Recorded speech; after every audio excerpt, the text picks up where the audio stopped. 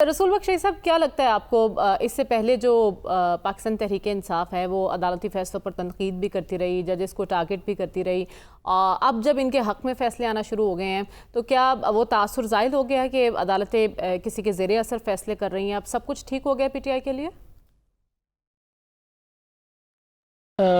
دیکھیں، یہ ایک تو ہماری سیاسی روایت ہے کہ سپریم کورٹ اور یا دیگر عدالتیں آپ کے حق میں فیصلہ نہیں کرتی تو آپ ان کے پیچھے چڑھ دوڑتے ہیں۔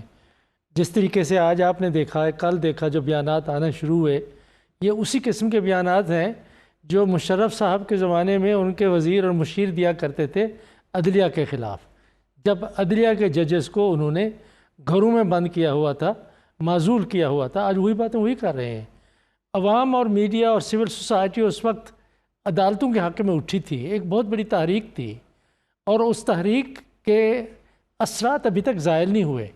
اگر کوئی سمجھتا ہے کہ اس قسم کے بیانات دے کے جو خواجہ صاحب نے دیے ہیں کہ دے کے وہ عدلیہ کو دبا دیں گے، عدلیہ کو دبانا نہیں ہے۔ جو دبا سکتے تھے، لگتا ہے کہ یہ 8-5 کا جو فیصلہ ہے اس کے بعد شاید اس کو دبا سکنے کے قابل ہی نہ رہے ہیں۔ یا تو یہ ہے کہ آپ آئین کو ختم کر دیں، عدلیہ کو مکمل طور پہ ختم کر دیں۔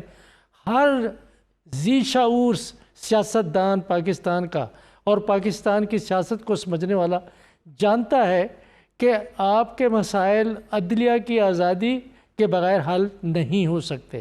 اگر عدلیہ کو آپ نے ربر سٹمپ بنانا ہے، جس طرح آپ کو نیب کو بنایا ہوا ہے، پولیس کو بنایا ہوا ہے، ضلع کی ایڈمنسٹریشن کو بنایا ہوا ہے، انٹیلیجنس ایجنسیز کو بنایا ہوا ہے، اگر ان کو آپ ربر سٹمپ بنا کے اپنے ہاتھ میں رکھتے ہیں تو ان کی ساکھ کیا رہے گی؟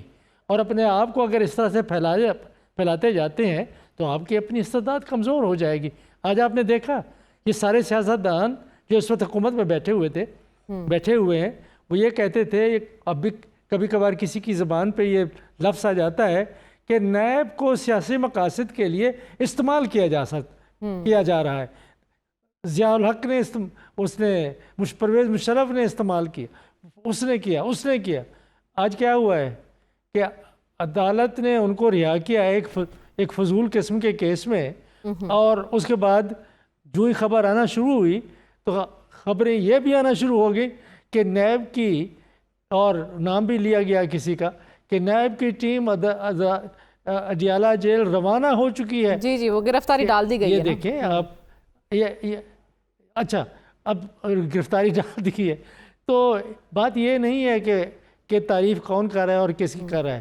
بات یہ ہے کہ بات فیصلوں پہ ہونی چاہیے، ججز کے بارے میں نہیں ہونی چاہیے۔ ٹھیک ہے۔ جن ججز کے بارے میں تحریک انصاف کے رہنماؤں کو تحفظات ہیں، یہ جن کے بارے میں بات کرتے رہیں گے وہ بات کرتے رہیں گے، ان کے بارے میں ختم نہیں ہوئی۔